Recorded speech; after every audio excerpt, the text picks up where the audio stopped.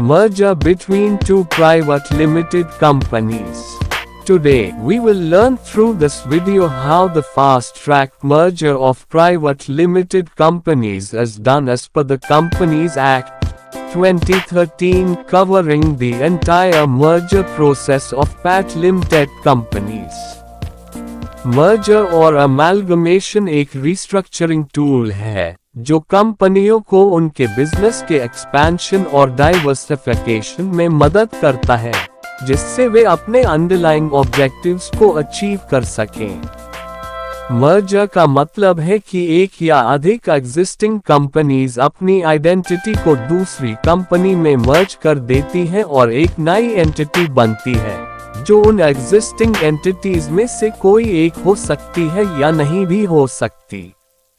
Definition of merger. Companies act 2013 या income tax act 1961 में merger को डिफाइन नहीं किया गया है।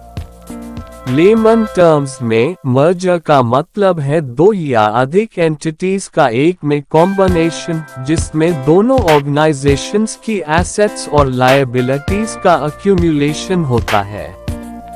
मर्जर के कुछ ऑब्जेक्टिव्स हो सकते हैं जैसे economies of scale, technology acquisition, new markets तक पहुंच, access to new sectors markets, cost reduction. Companies act के तहत मर्जर का प्रोसेस।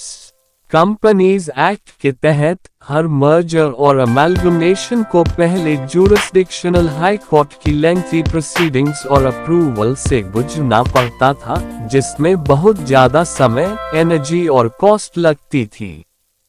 लेकिन नए कंपनीज एक्ट के अनुसार और national company law tribunal (NCLT) के गठन के बाद मर्जर्स और अमेलगमेशन को अप्रूव करने की पावर अब NCLT के पास है, जिससे लंबी कोर्ट प्रोसीडिंग्स की जरूरत नहीं रह गई।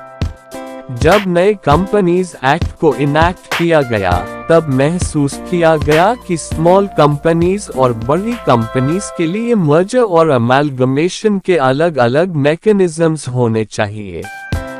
आमतौर पर छोटे प्राइवेट कंपनीज में कोई आउटसाइडर शेयर होल्डर्स नहीं होते और ये मोस्टली फैमिली ओन्ड बिजनेसेस होते हैं। इसलिए ऐसे स्मॉल कंपनीज के मर्जर में ट्राइब्यूनल ओवरसाइट और अप्रूवल की जरूरत नहीं होती।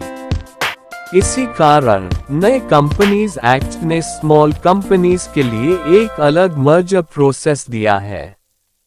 रेगुलेटरी फ्रेमवर्क फॉर मर्जर और अमेलगमेशन।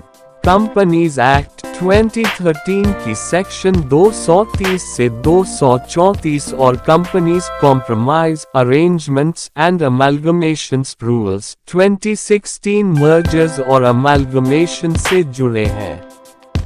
सेक्शन 233 स्मॉल कंपनीज के बीच मर्जर और होल्डिंग कंपनी तथा होली ओन्ड सब्सिडरी के मर्जर को रेगुलेट करता है, जिसे फास्ट ट्रैक मर्जर कहा जाता है। Fast track merger.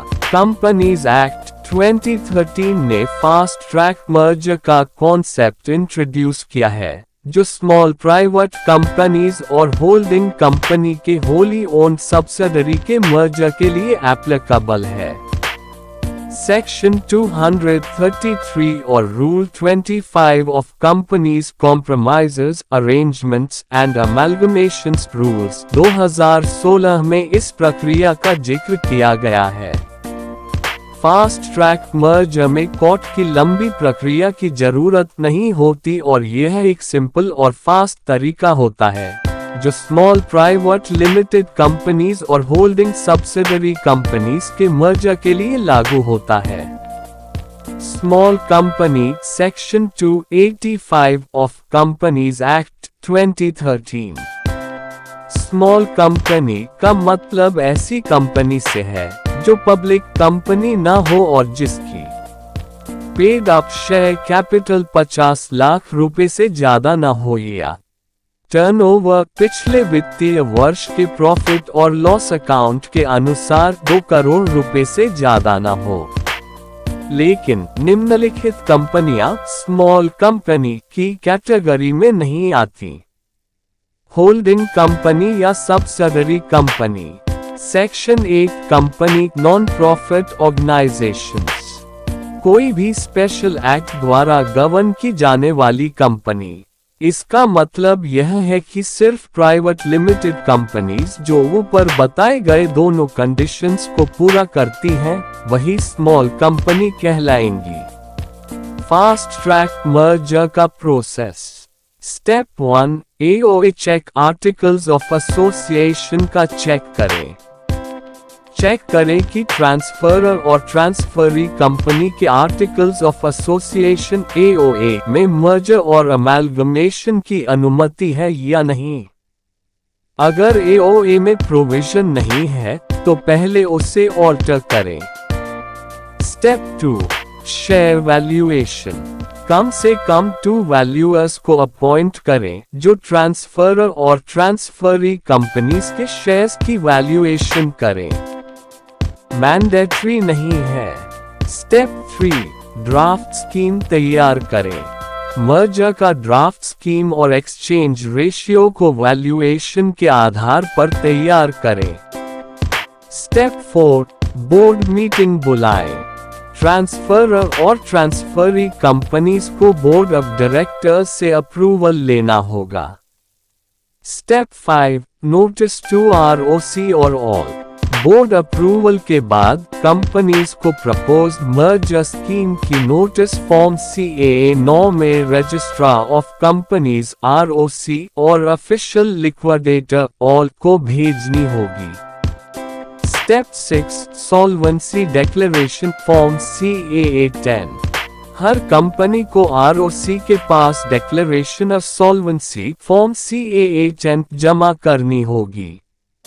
Step 7, members approval. 90% shareholders का अप्रूवल। जनरल मीटिंग में शेयर होल्डर्स से अप्रूवल लेना होगा। अगर सभी शेयर होल्डर्स ने रिटन कॉन्सेंट दे दिया तो ROC फिजिकल मीटिंग को डिस्पेंस कर सकता है। Step 8, creditors approval. 910 value creditors का approval.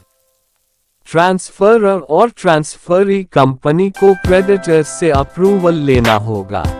Step 9, scheme filing form CAA 11। Final scheme को ROC, रीजनल डायरेक्टर RD और ऑफिशियल लिक्विडेटर ऑल को सबमिट करना होगा।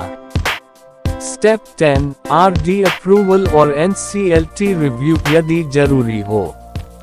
अगर RD को कोई ऑब्जेक्शन नहीं है तो वह स्कीम अप्रूव कर देगा। अगर RD को कोई इश्यू लगता है तो वह इसे NCLT के पास भेज सकता है। स्टेप 11, ROC में कंफर्मेशन ऑर्डर फाइल करें फॉर्म इंक 28। RD द्वारा अप्रूव्ड स्कीम को फॉर्म इंक 28 में ROC के पास फाइल करना होगा। Effect of merger registration. 1, transferor company का डिसोल्यूशन। रजिस्ट्रेशन के बाद ट्रांसफरर कंपनी को वाइंडिंग अप की प्रक्रिया के बिना ही डिसॉल्व मान लिया जाएगा। 2, प्रॉपर्टी और लायबिलिटीज का ट्रांसफर। ट्रांसफरर कंपनी की सभी एसेट्स और लायबिलिटीज ट्रांसफरी कंपनी को ट्रांसफर हो जाएंगी। 3, लीगल प्रोसीडिंग्स। किसी भी कोर्ट में चल रही लीगल केसेस अब ट्रांसफरी कंपनी के नाम पर जारी रहेंगे। 4, डिसेंटिंग शेयर होल्डर्स और क्रेडिटर्स की लायबिलिटी। यदि स्कीम के अनुसार किसी डिसेंटिंग शेयर होल्डर के शेयर्स खरीदने की जरूरत है या किसी क्रेडिटर का पेमेंट बाकी है तो इसकी लायबिलिटी ट्रांसफरी कंपनी की होगी। 5, ट्रांसफरी कंपनी का authorised capital.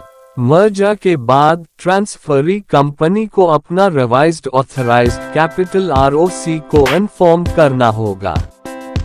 Conclusion. Fast track merger का सिंप्लीफाइड प्रोसेस कॉर्पोरेट रिस्ट्रक्चरिंग को आसान बनाता है और कंपनियों को उनके बिजनेस ऑब्जेक्टिव्स को अचीव करने में मदद करता है। इस प्रक्रिया से हाई कोर्ट में जाने का समय और कॉस्ट काफी हद तक बचती है।